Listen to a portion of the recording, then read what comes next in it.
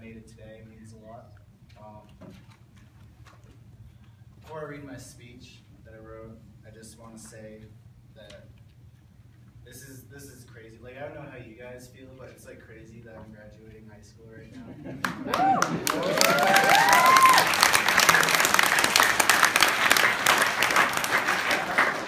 A year ago, that wasn't even something that I was trying to do.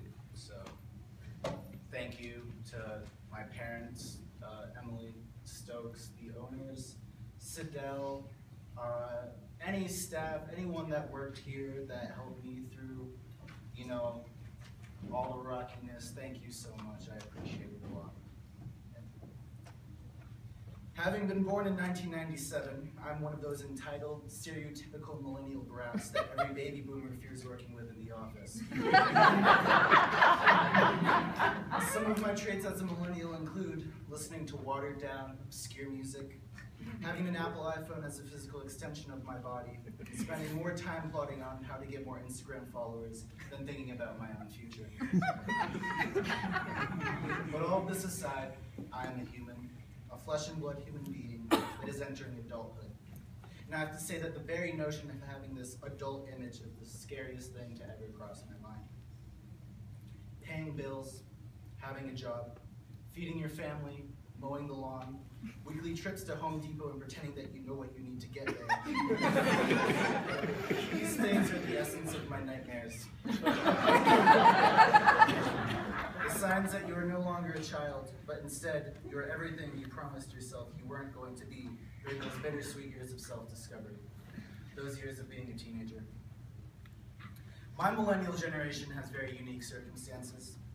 Most of this generation were born shortly before or during the digital revolution, which makes it difficult or otherwise impossible for us to remember what it was like before all of the smartphones and social media.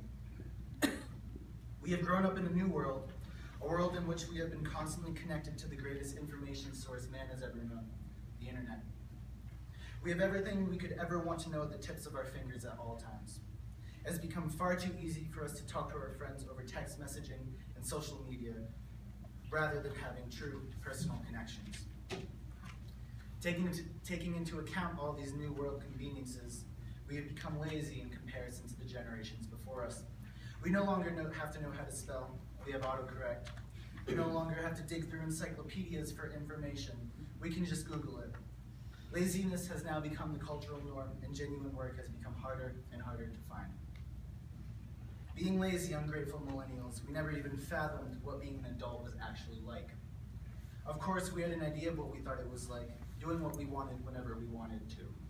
We dreamt of the sweet taste of independence, but never truly understood what it meant. Independence does not mean that you get to do whatever you want, whenever you want. The meaning of independence is that you have to take care of the mundane tasks when you would much rather be doing something else. My generation spends hours upon hours on our smartphones in order to figure out our problems and questions instead of engaging in simple thought process. Instead of forming individualized adult opinions, we are listening to what's trending on Twitter. We like something on Instagram without even as much of a second glance. And we take Wikipedia's word over everything and anything else. It is time to wake up. It is time to realize that there is no straightforward, cookie-cutter shot into the realm of adulthood. It is time to realize that there is nothing on the internet that can guide us through this. There is no app for this. Despite all the setbacks, the millennial generation does have the potential to be the greatest that this country has ever known. Putting all of the negative elements that come with being entitled to the side, a small group of people in my generation will use entitlement to our advantage as adults. We know what we want, we believe that we deserve it, and we will go to any length to get it. Instead of sitting around and daydreaming about a better life, this group of millennials actively seeks out a better life because they think, or rather, they know that they deserve better than what they currently have, and they will not rest until they have it. I strive to be a part of the small percentage of millennials. I know what I want, and you can be damn well sure that I'll put every ounce of my being into getting it. I deserve a life of fulfillment and fullness. I deserve to be alive. I deserve to have loved ones. And I deserve to have the opportunity to make something of myself. Everyone graduating here today deserves all of this and anything that they work towards.